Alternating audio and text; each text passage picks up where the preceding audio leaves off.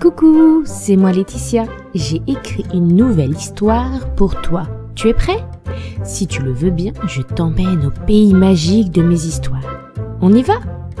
Installe-toi confortablement, c'est parti! Une rencontre inattendue. Cette histoire commence par une rencontre un peu extraordinaire. Un jour où il faisait très beau, Georges, un chevalier courageux, décida de partir se promener. Après avoir longuement marché, il décida de se rafraîchir dans la rivière.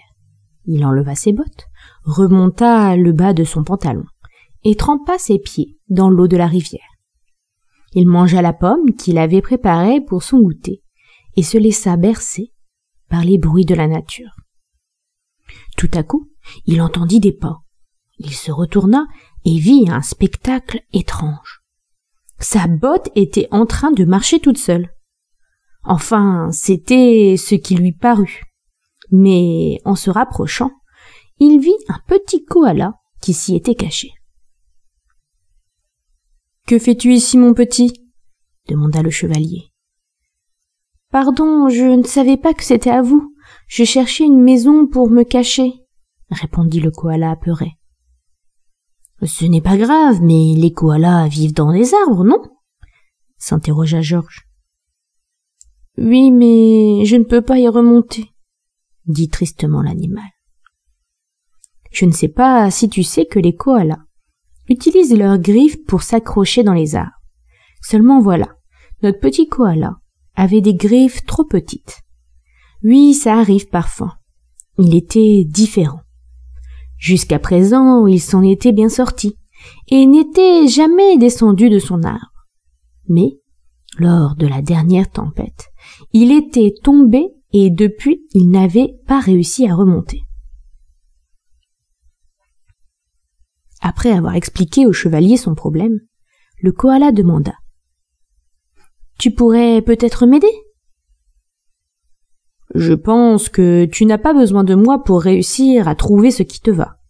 Au contraire, comment feras-tu la prochaine fois que ça t'arrivera, si tu considères les autres comme la solution ?»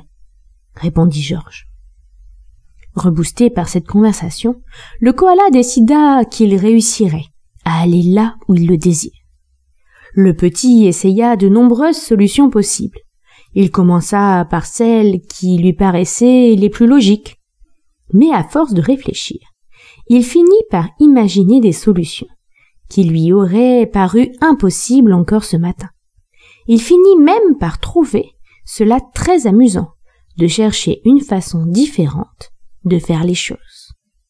Finalement, je ne sais pas si la leçon de sa journée était de savoir comment remonter dans son arbre, ou qu'il pouvait trouver par lui-même une solution à son problème, ou encore que rien n'était impossible et qu'il pouvait imaginer plus grand et plus magique pour lui.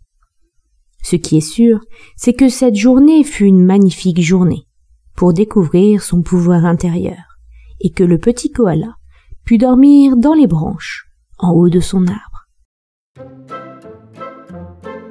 L'histoire est terminée, mais tu peux retrouver toutes mes histoires sur mon podcast La Magie des Histoires et t'abonner pour ne pas rater ma prochaine histoire. À bientôt!